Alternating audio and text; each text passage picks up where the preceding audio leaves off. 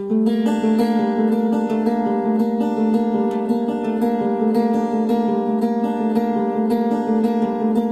sonido del silencio, el que no quiero escuchar, es aquella noche fría en la que quiero evitar el sentirme descubierto cuando el sol me quemara.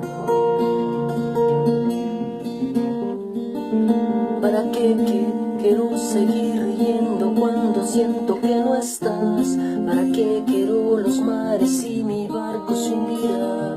¿Para qué seguir viviendo si a lo lejos tú estás? Que las fuerzas se me agotan y mi alma está por comenzar. Otro día en silencio, el que acaba de pasar. Pasan los minutos en mi oscura soledad.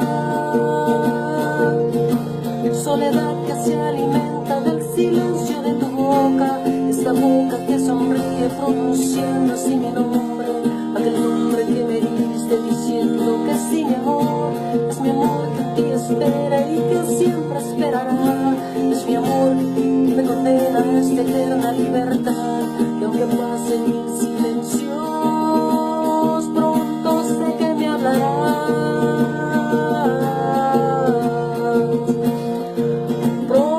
Sé que me hablarás.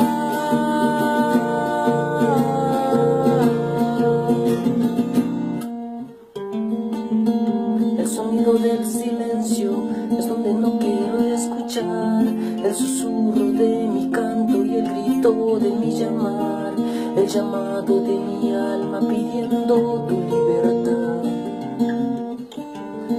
Yo quiero seguir riendo aunque el llanto aquí está. Aunque mi barco se me hunda, sé que yo podré nadar. La corriente de este río a tu amor me llevará. Tú eres mi fortaleza, mi escudo y mi lanza. Eres todo lo que tengo cuando siento que no estás.